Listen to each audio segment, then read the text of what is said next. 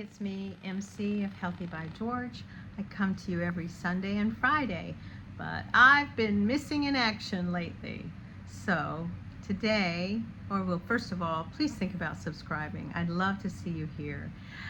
But today, I'm going to talk about more recovery of my hip replacement, which became a little bit challenging. But please do think about subscribing. I'd love to see you here and have a conversation about how we stay healthy as we get older, and not only healthy but functional into our older years. So this is my update number 3 of my hip replacement, and I have to say this was a surprise, very big surprise, that I ended up having to go back to the ER, not once but twice.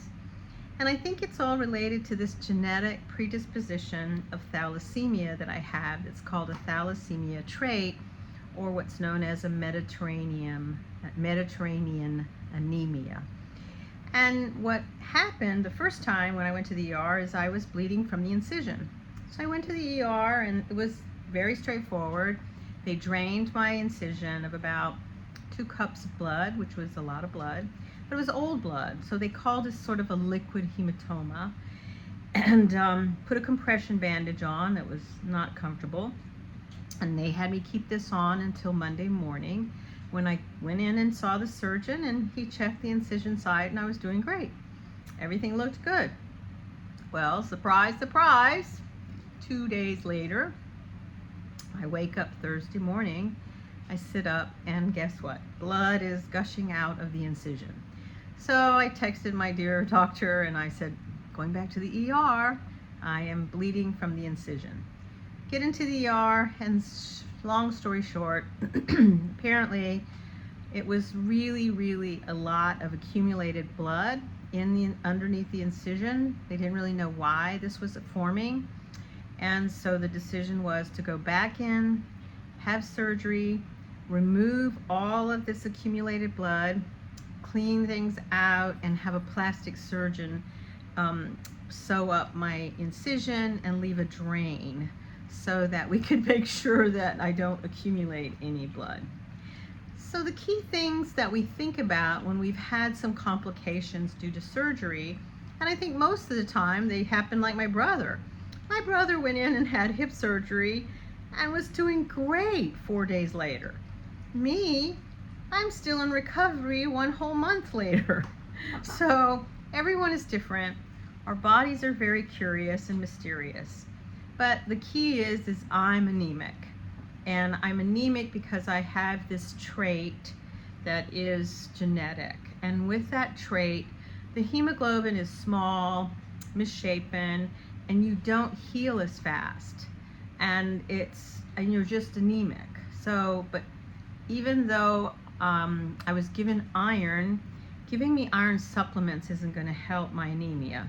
I have to eat iron-rich foods. I have to take vitamin C and B12 and folate, and make sure I'm well hydrated. Hydration is key. So I'm drinking a lot of that zero Gatorade or any kind of a electrolyte drink that'll help me so I don't get dehydrated. I'm also monitoring my blood pressure, because you can have low blood pressure when you have this type of blood loss. I'm monitoring that and my heart rate. And then of course, I'm watching myself as far as rest and being gradual with my activity, because boy, it is not easy to recover if you overexert. So I'm basically just setting alarms, sitting for an hour, walk 10 or 15 minutes, rest 30 minutes. And it's just constantly setting an alarm, sit for a little bit, walk for a little bit, rest a little bit. Gets a little boring, but it's better than being in the hospital for a week. I'm going to tell you, that was uncomfortable. So the only thing that's really remaining is just to continue to have gentle walking to improve my circulation and my strength. Watch for, any kind of swelling. I've got a little swelling of my ankle. Watch for any other types of symptoms like dizziness or fainting or feeling my heart racing, or extreme fatigue. Now, I felt some extreme fatigue when I had my surgery in October, which was for remove a hysterectomy. But this time I'm just feeling moderate fatigue, which is good, because finally, once you're out of the hospital, guess what? You can rest. Oh my God, it's so noisy in the hospital. And also too, they basically wake you up every 3 or 4 hours. So forget about sleeping 7 or 8 hours straight. So I'm really being conscientious. The surgeon left in a drain. I'm measuring what comes out of the drain every day, and I will see them in follow-up in a couple of days. And I'm just really paying attention to how do I feel. If I feel tired, I take a rest.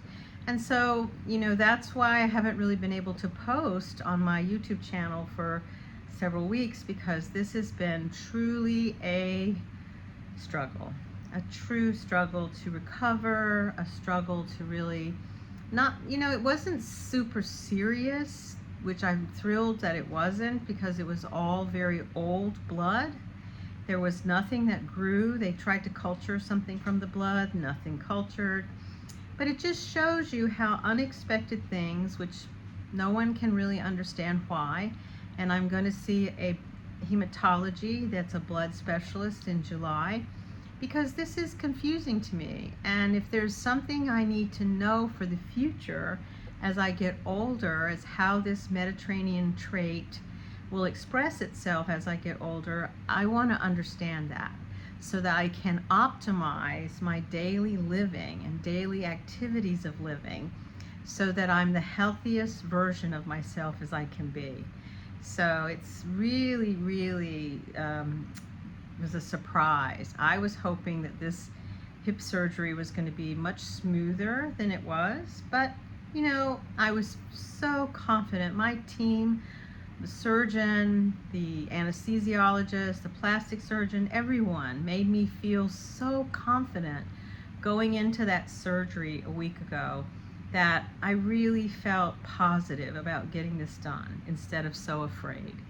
And that's the key. You don't want to feel afraid. I mean, yes, there's always fearfulness, believe me. Going into surgery never feels like the thing to do. But this felt very comforting, that everyone was reassuring me. And truthfully, I did come out of surgery better than I have ever done before.